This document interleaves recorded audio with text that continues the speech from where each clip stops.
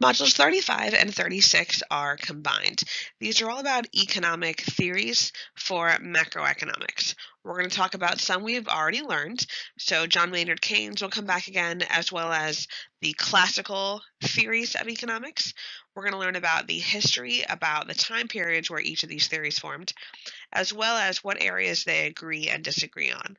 You also see here Milton Friedman. He's a new person we'll learn about. He is a monetarist, and the monetarists think that monetary policy is much more effective than fiscal policy, as the name implies. Economic theories are constantly changing because macroeconomics is a relatively new science.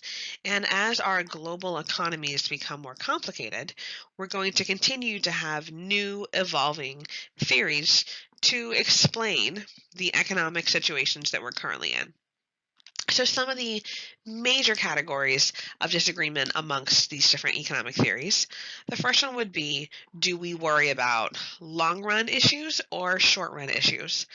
As we've noticed, there are a lot more problems that are simply short-run problems that in the long run will go back to where they started. So, do we ignore them outright, knowing they'll fix themselves, or do we realize that these could create problems at this moment? So we've already seen that classical and Keynesian economics disagree about, does the long run matter or does the short run matter as well? Next, should we look at the business cycle as something that's naturally going to go up and down? That we know we have highs, we have lows, the troughs and the peaks, and these things. So should we allow the business cycle to eventually self-correct the gaps that we're in, or should we intervene and speed up the recovery? With the counter-argument that sometimes intervention can make problems worse. And then finally, if we do decide to intervene in the economy, which policies are better? Should we use fiscal policy to fix these gaps or monetary policy? So these three questions are going to be answered by the theories, and here we'll see some areas of agreement and disagreement. So let's start with the first major macroeconomic theory.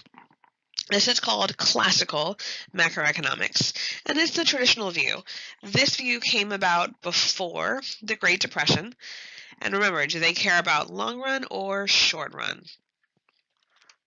Classical economics says only the long run matters. So they're going to ignore these recessionary and inflationary gaps, focusing only on what will matter in the long run. So when they're drawing the aggregate demand and aggregate supply model, if there is no short run to worry about, they're not going to have this SRAS line.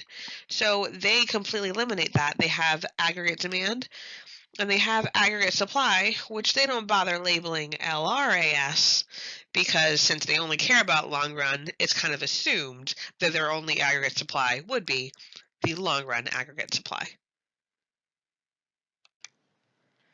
Since the classical model is focused on the long run only, they look at how competitive markets will push the economy back to long run levels.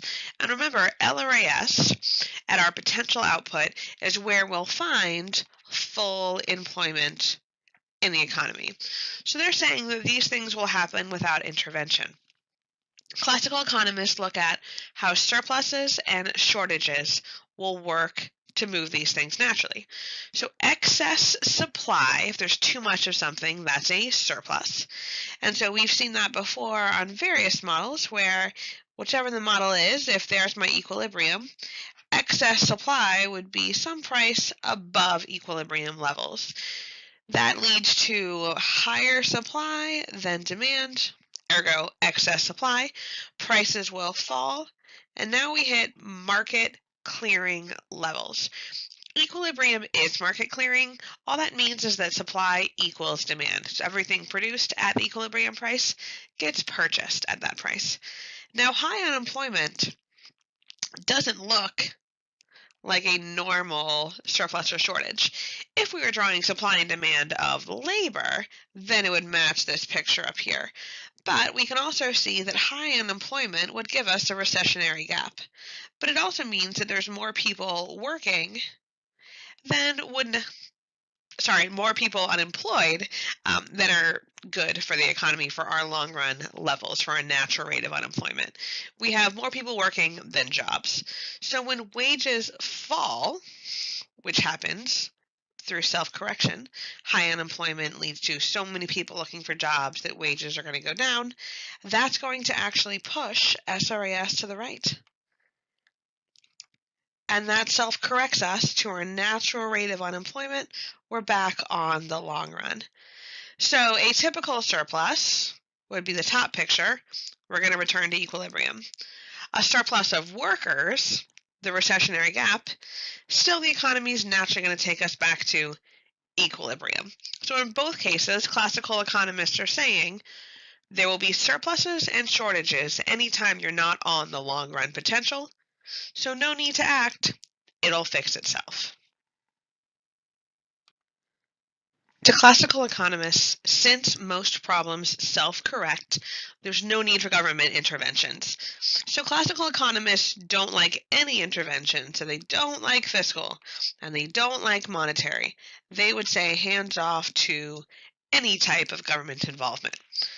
Now, the exception to this rule is if there is something in the economy that prevents free market movement, that prevents the economy from returning to its long-run potential. So they would say things like labor unions, even minimum wage or price ceilings or price floors, economic regulations, things that make it difficult for businesses to respond, for workers to respond freely to something happening in the economy. They would say those things are bad.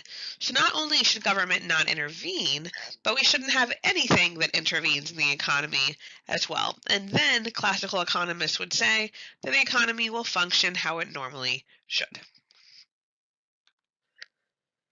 One of the major issues with the classical model is that the only real long-run problem is inflation. APL is the one thing that does not return to its original level. It does not self-correct. Recessionary gaps, the price goes down. When the economy does return to the long run, prices have fallen even more. Inflationary gap, prices went up. When the economy self-corrects, there's even more inflation at the end.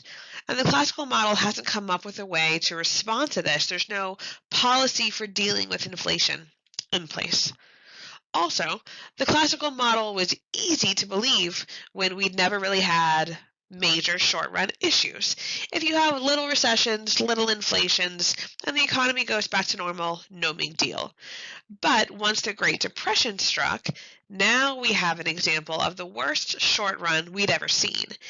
And all of a sudden, it was not as easy to say, we should just ignore, the Great Depression, it's not just a short run problem, eventually it'll fix itself. Well, no. Economists started realizing that they're going to need to have some policies in place to respond to real crises and to really bad short-run gaps.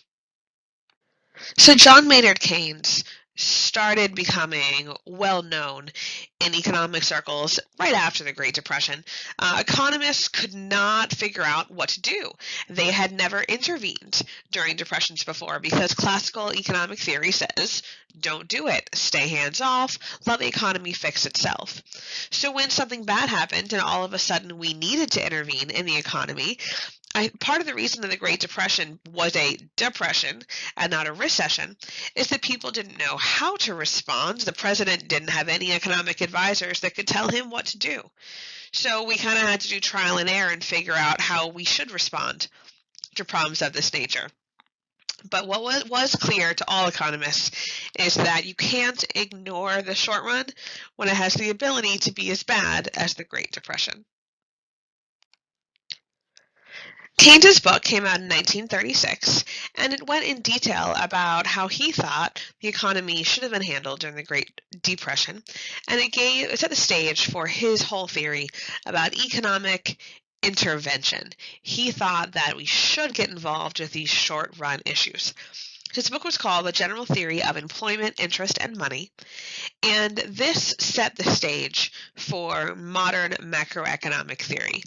So the overwhelming majority of economics that you're learning in this class, from how we draw the models, how we label them, how we think of fiscal policy and monetary policy, all of those things came from Keynes. The first major innovation that Keynes came across was the idea that short run is important. Classical economists only cared about the long run, so they're going to ignore recessionary gaps and inflationary gaps. But Keynes said that they could not be ignored. We need to study these short-run issues and know how to handle them. If in the long run we are all dead, then why wait for the long run for the economy to fix itself? Let's act now. The classical model was really only concerned with aggregate supply. That's the thing that moves, that shifts us back in the long run. Therefore, they thought that aggregate demand was pretty insignificant because it creates these short-run problems that are eventually going to move back to where they started. So why focus on AD? Keynes disagreed because he liked intervening, so he is going to be interested in fiscal and monetary policy. Fiscal policy shifts AD directly. Therefore, we can't ignore AD for that reason. Monetary policy does not shift AD. It shifts MS, money supply. But money supply leads to changes in the nominal interest rates, which are going to affect investment and consumer spending and will eventually shift AD. So monetary leads to this indirect effect. But both of these policies, either way the government intervenes, it will end up with AD moving. That can either create gaps or get us out of gaps. But Keynes thought it was important to focus on both policies and not ignore aggregate demand. Another major innovation that we got from Keynes is the focus on expectations. We've talked about expectations a lot in this year so far, because we do realize that they are important. What consumers and firms think will happen in the future often leads to them changing their behaviors in a way that can create that economic reality. So consumer expectations and business expectations are very important, and classical economists didn't focus on them at all. We've talked about how if you think a recession is coming, firms are often more cautious about taking out new loans. They're going to decrease their level of investment spending, not do expansions and things like that. And then consumers, if they are afraid of being laid off or they're afraid of economic instability, they also will decrease their spending. And both of those two things can create a recession just from the expectation of one coming. Keynes called these animal spirits. He's kind of implying that consumers and businesses are instinctual creatures. And the quote is, "The markets are moved by animal spirits and not by reason." So he's saying that we kind of need this monetary and this fiscal policy to shape this carnal instinct of consumers. We don't use the term animal spirits as much anymore. Nowadays we call it consumer confidence. But it really is the same idea, that the fears and hopes of households and firms have such a huge impact on our economy that we can't ignore them. We need to read the mood of the country and also help shape this mood in order to get us out of a recession or out of an inflationary spiral. The next innovation comes with nominal wages. Classical economists would say that if wages are too high or too low, they're naturally going to change and get us back to our long-run equilibrium point. But Keynes added that wages are sticky. They're slow to change in the short run, that businesses are not going to immediately raise wages for employees, and they're also going to be very slow to lower wages. In a recessionary gap with high unemployment, wages should naturally fall. That increases SRAS, that gets us out of the gap. But it's not so easy just to pay your workers less. Workers don't want to accept less money, and firms know that if they do start lowering the wages, it can create other problems within the company. So it's not just a simple self-correction that classical economists said it was. So the term Keynes coined for wages being slow to change in terms of slow to decrease is he would say that there is downward rigidity. So there's no real issue if businesses are going through an inflationary time and sales are high and they're making a lot of money, they'll pay their employees more, no problem. But in a recession, what should occur, according to these economic models, is wages should go down. But Keynes is saying that there's something that makes this more difficult. There's something that blocks or delays the lowering of wages. So firms know that if they start paying workers less, this will hurt morale. If morale goes down, one can see how in a lot of cases that will decrease productivity. Now, productivity is an SRAS shifter. Remember, nominal wages, commodity prices, and productivity. So if productivity decreases and SRAS shifts left, we just got a worse recession than we had before. So classical economists would say that the feelings and the emotions of the workers, that whole animal instinct doesn't matter. Keynes is saying that we do care about these animal spirits. If you pay people less, they're not going to work as hard for you. And that decrease in productivity does not fix the economy. It makes it difficult for wages to go down and self-correct. Also, in modern economies, we have a lot of minimum wage laws, which means that you can't just lower wages at every price point. There are some situations where they can't go down any further, and that can create downward rigidity in wages having a hard time falling. Labor unions also can get in the way if they negotiate a certain price floor and the price of labor at this industry can't go down. Same idea. So all of this is to say that Keynes believed that prices are definitely sticky going either direction, but there's downward rigidity that makes it very difficult for wages to fall beyond a certain extent, which can prevent that self-correction that classical economists say would occur. One of the main long-lasting outcomes of Keynesian economics is this concept of macroeconomic policy activism.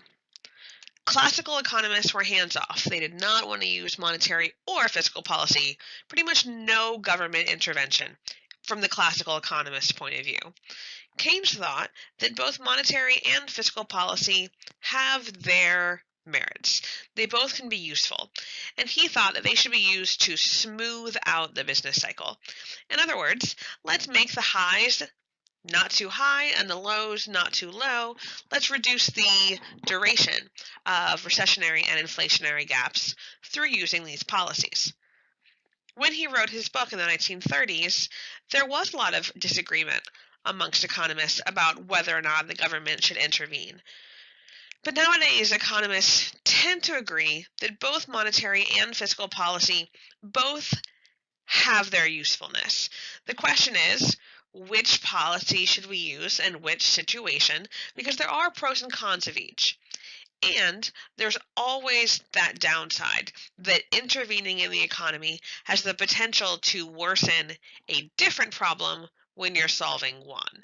So we do see these things as useful, but we want to be careful about when we act in the economy, with which policy we use, and trying to make sure that we don't have too many long-run negative consequences of that activism. Classical and Keynesian economists look at the aggregate demand, aggregate supply differently. Because classical economists don't focus on the short run at all, they have no use for a short run aggregate supply curve. What's the point of seeing the gap if it's just going to go away? So they draw aggregate supply vertically, Oftentimes, it would just be labeled with an AS. No point even saying short-run aggregate supply. If it's classical, that's kind of implied. Whereas Keynes is adding this short-run aggregate supply curve, this upward sloping aggregate supply, saying in the short run, as prices go up, businesses desire to supply more of any given good. When we're comparing classical to Keynesian economic theories, there's some major categories to look at. The first one is how each of them view aggregate supply. Classical economics would say that aggregate supply is vertical, because that's how it is in the long run, and they're not going to have an upward sloping SRAS at all. Keynesian adds this SRAS, this upward sloping. He also has this odd exception that we learned earlier in this year about the horizontal aggregate supply in the immediate time frame. So for example, we're used to the ADAS model having these three lines. But if we had fixed prices in the immediate time frame, if all of a sudden we were taken over by a communist nation, we could have horizontal aggregate supply, upward sloping, and vertical. So the horizontal one is immediate time frame when prices are fixed. The upward sloping time frame is short run, and that's when prices are sticky. And then that vertical aggregate supply is long run when all prices are flexible. So just a little review about the different possibilities within aggregate supply. Keynesian realized there are these three different time periods that can have different effects on supply. Next, how do they respond to gaps? Classical is waiting for self-correction, and they would say that in the long run, supply will shift. Now, short-run aggregate supply wouldn't be drawn on their models, but they think that when wages go up or down, that shifts the supply that puts us back on the long run. So don't intervene, let the economy fix itself. Keynesian would say, yes, absolutely, intervene. He preferred fiscal policy, but was okay with monetary policy on occasion. Either way, fiscal policy shifts AD, and monetary shifts MS, which leads to interest rates changing, investment spending changing, which shifts AD. So what line changes? Classical says supply moves, Keynesian says demand moves. Keynesian wants you to intervene, classical doesn't. Finally, Keynesian economists, since they came after classical, they felt like there were some improvements over the classical model from this new model. So Keynesians would say that in a recession, they'll solve it faster. Instead of waiting years for the economy to self-correct, they'll get involved now. In an inflationary gap, so we're over here, prices already went up to create that inflationary gap. Prices will go up further, commodity prices, nominal wages, to decrease supply and to fix it. So classical model, prices went up. The inflationary gap, when you don't act, actually leads to more inflation. Whereas Keynesians would say, if we have an inflationary gap, we can use fiscal or monetary policy to bring the inflation rate down. Not only does it fix the gap, but it means we don't end up with inflation. So they would say they're preferable to classical because when they fix the gap, there's no effect on APL in the long run. Because remember, APL doesn't fix itself. So if we never get involved, we could have higher rates of inflation than if we use policy to get us out of inflationary gaps. So even though Keynes drastically changed macroeconomic theory, it didn't end there. Economists started to realize that there are problems that can come if you act at the wrong time, if you act in the wrong way, and even if you do the right thing at the right time, sometimes activism can lead to new problems or worsening of existing problems, as we've seen. So there will be some new theories that evolve in order to challenge Keynes's way of looking at the world. Here we have two different political cartoons kind of showing some of the reasons why people didn't like Keynesian economics. The first one says, in case of nothing to do, break glass and then sweep up broken glass. So some people are criticizing that Keynesian economics keeps shaking things up. If you intervene all the time, it creates chaos, instability, and a mess that then you need more policy to clean up. This other picture, Uncle Sam is saying, Keynes, you are old-fashioned and useless. Modern economics has transcended you. Oh dear, I am plummeting over a cliff. Save me, Keynes. And he does. It's okay. I've got you. Thank you. And then, as I was saying, Keynes, you're of no use at all. So basically, Keynesian economics has helped to get us out of some of these really bad gaps that we've been in, but people still feel like they don't need it. There's that resistance to activism. As an activist, Keynes thought that both fiscal and monetary policy should be used, but he had a preference. Keynes definitely preferred fiscal to monetary policy. He thought monetary policy had some problems, and one of the major issues he had with it was this liquidity trap. Remember, when interest rates, nominal interest rates, hit 0%, that's called the zero bound. So when we increase money supply, interest rates go down. And the more you increase money supply, interest rates go down, down, down. Well, eventually, you can't use monetary policy anymore. When you hit that zero bound, banks are not going to lend out any of that new money. Monetary policy is ineffective. So he always preferred fiscal. There will be a revival of people who think that monetary is preferable, and they're called the monetarists.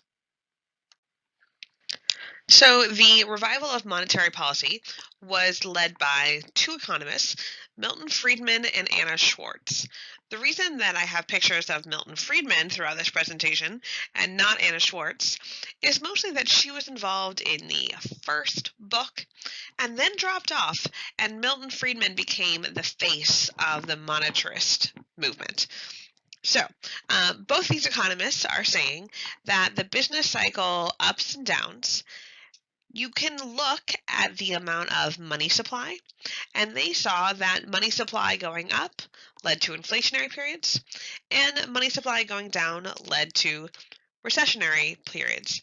So they would say that one of the major causes of the Great Depression would be a decrease in money supply. So they thought if money supply and monetary policy is the main factor in the business cycles, then monetary policy should be the main solution that we use in order to manage the economy and to reduce fluctuations in the business cycle. Now, monetarism is actually slightly different than using monetary policy to respond to these gaps and these short-run issues. Monetarists believed that our GDP will grow steadily if our money supply also grows steadily. So this major concept is that we don't want to use monetary policy to respond to problems. If you're doing it that way, if you're increasing and decreasing and constantly changing the money supply based on problems in the economy, then it's too late. Monetarists thought that if the central bank prints out a constant increase of money, that will lead to constant growth. So in this case, if money supply increases 3% per year, then it will lead to 3% growth per year. They thought the fluctuations, the up and down, the change in interest rates, that's unstable, that can create problems. As long as we are steady and constant, then that should lead to steady and constant growth. And growth is measured by real GDP. Monetarists don't like discretionary changes, especially discretionary fiscal changes. So they said that discretionary fiscal policy, remember that would be the government deciding to change their levels of tax rates and government spending, etc. Discretionary fiscal policy is bad because it leads to other problems because fiscal policy is so slow. It suffers from lags. A fiscal lag is the idea that there will be a delay in the government recognizing we're in a recessionary or inflationary gap, the government deciding whether or not they should act, and then deciding what the action should be. And in all of that time, we have automatic stabilizers at play. The economy is already moving and self correcting. So by the time this discretionary fiscal policy goes into motion, the economy has already changed. And so that action can create new problems. Now, it makes sense that monetarists wouldn't like discretionary fiscal policy, but they also didn't like discretionary monetary policy. They didn't think it was as bad as fiscal, but they also thought that there was a delay and it was responsive, and we don't want anything that's responding to problems. We want monetary policy to be automatically increasing and constant and steady, so that way even monetary policy can't make a mistake and can't go in the wrong direction. Not only did monetarists think monetary policy was better because it suffers from fewer lags than fiscal, they also thought that fiscal wasn't fair, that fiscal targets some people in the country more than others. So tax cuts, for example. Well, which tax are we cutting? Income taxes are progressive. People at different income levels pay different amount of taxes. Sales taxes, let's say they're 5% for everybody. Well, that impacts low-income families more than someone who makes more money. If we're going to change our transfers, that means a certain group in the country is getting maybe more or fewer benefits than they were before. But the idea is whatever you change with fiscal policy, it's going to impact some people more than others. It's not equal. Whereas monetary policy impacts everybody. If interest rates go down, they go down for everybody. And the only way that you would end up paying more interest is if you personally had a high credit score. But that's something that you can control. So they felt that there was more equity in monetary policy than fiscal policy. Monetarists use this quantity theory of money to explain the reasons why they thought that if we increase money at a constant rate, that will lead to growth at a constant rate. So we're going to use this velocity of money equation, and it shows the ratio of nominal GDP to the money supply. So here we have M times V equals P times Y. Now M is the amount of money supplied. If you remember at the bottom of the money supply model, this is MS, we always would do an M at the bottom. So M equating to that amount of money makes sense. V is new, V is velocity. And this is basically how fast is money circulating. So during inflationary time periods, people are buying things quickly, the velocity of money would be increasing. During recessionary time periods, people spend less money, they're more cautious with their spending, and that'll decrease the velocity of money. P and Y make sense if you think about the AD-AS model. That when we're talking about APL, the price that we always would do would be price at equilibrium, P at E. So P is standing for APL, that makes sense. And then this was always real GDP, and we talked about the potential output versus the equilibrium output, but both of those things are represented by Y. So all those things, that's kind of where these equations, where these shortcuts came from. Now let's talk about how this equation makes sense for monetarists. They would say that if we increase the money supply 3%, so if this is going up 3% every single year, then that should lead to 3% growth. And real GDP is going to show us the growth, the output in the economy. So what's happening on one side of the equation also happens on the other. The other variables are impacted by the business cycle. So for example, in an inflationary time period, prices are going up, ergo inflation.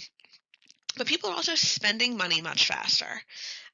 because they are employed. Unemployment's very low in the inflationary gap. So prices are higher, but the velocity of money is going up too. It still stays balanced. Even though we're in this gap, overall, those things are going to fix themselves or at least slow down in the long run, whereas this growth will still be constant as long as the increase in money supply is constant. If we're in a recessionary gap, prices start to fall, but people also buy fewer purchases in bad times. So again, those two parts are decreasing, but only in the short run.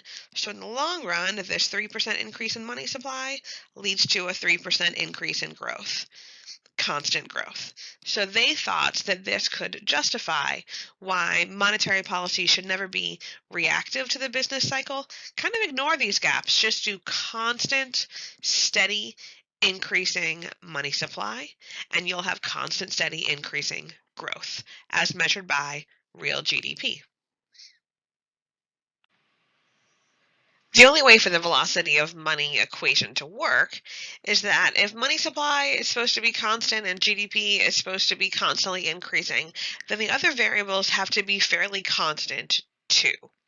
So they had to make an assumption that V, the velocity of money, is constant. Because as long as spending isn't constantly fluctuating, if you increase money supply, it's going to lead to an equal increase in GDP. And as long as you're slowly increasing money supply, that will lead to an increase in AD, which leads to growth. Unfortunately, the velocity of money isn't very constant, at least not in our current economies. The velocity of money equation works when everything is constant and the only variable you're really impacting is money supply. Because then money supply goes up, it leads to growth. So we can see here in this chart, we have velocity of money, and as long as it's staying constant and the same, then you increase money supply, you have growth, awesome. Problem is, around the 1980s, our stock market became much more complicated. We have a lot more different types of investments than we ever have before. People responded to recessions and inflationary periods more than they used to. And so you can see that constant and steady increase stopped being constant and steady. From the 1980s on, this is not at all showing steady velocity of money or steady growth. It starts to widely fluctuate. So as you can see by the cartoon on the right, the public faith in monetarism plummeted. It's pretty much stopped being effective with our current complex markets. So there are some economists that are still monetarists, but very few. The simple equation is just too simple to be accurate. We have a few more theories that explain the macroeconomy. The next one is the political business cycle. This is saying that we're used to the normal business cycle where you have inflationary periods and peaks, recessions and troughs, expansion, etc., with this upward trend showing growth. So that's the normal business cycle that we've learned about.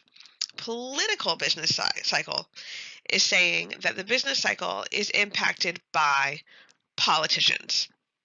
That politicians often will use fiscal policy in order to have people vote for them.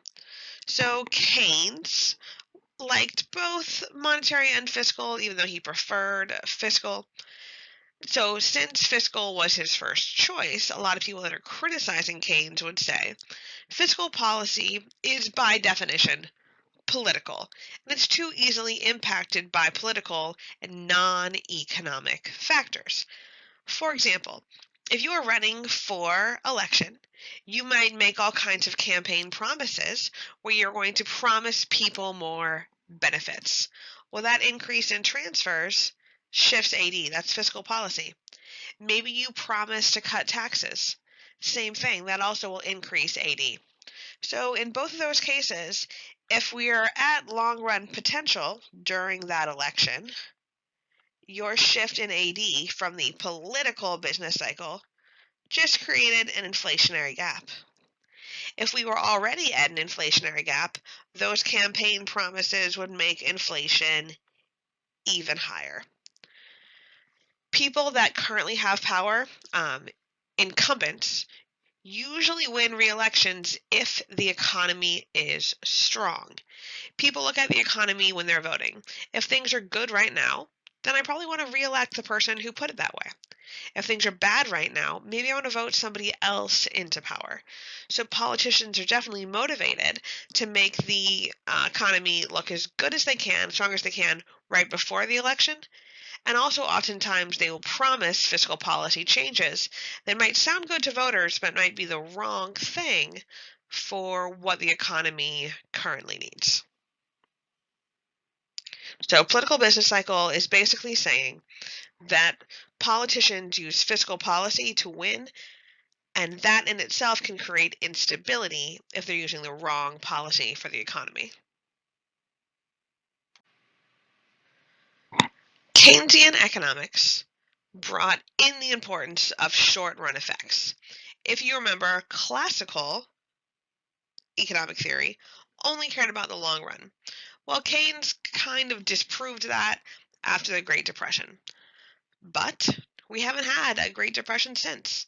We've had some recessions, some worse than others, but the amount of time that's come between that depression and now means there's actually this resurgence, this rebirth of some economists who call themselves either new classical or sometimes neoclassical.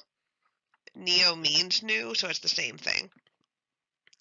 And they really do believe the same things that the original classical economists believed, but they're saying that still, in the big picture, long run matters the most because everything else, real GDP, nominal interest rates, the real quantity of money, the real interest rates, if they're all going to self-correct, then let's only focus on the real long run issues, and that's APL or inflation. So neoclassical or new classical is just a return to those original classical economic beliefs. And the last theory is called the real business cycle. So some economists are arguing that the main thing that impacts the business cycle, monetarists would say it's money supply. Keynes would say it's the animal spirits and expectations of consumers and firms. The political business cycle people would say it's politicians. Real business cycle, they're saying it's a slowdown in factor productivity growth. Now, these factors of production, we're talking about land, labor, capital, and entrepreneurship. But if there are major resources in our economy slow down, and this can be caused by declines or pauses in our technological growth, that can cause a recession. So they're saying that we kind of go through these peaks where we have a lot of advances and a lot of growth and our productivity is high and we're growing, but there's this natural decline that you'll have a boom and then a bust. So for example, in the early 2000s, we had this dot-com boom where the internet is everywhere and there's so many businesses being formed and jobs being established and there's money circulating, the velocity of money is high. But after that high, from all that growth, you're going to have a slowdown again. So the real business cycle is saying that recessions are caused from a slowdown in productivity when our factor productivity growth is low. And productivity shifts SRAS. So if we are on our long run potential and we go through a decline in productivity, SRAS would shift left. That would in fact give us a recession. So knowing what each theory believes are the causes for the business cycle are important.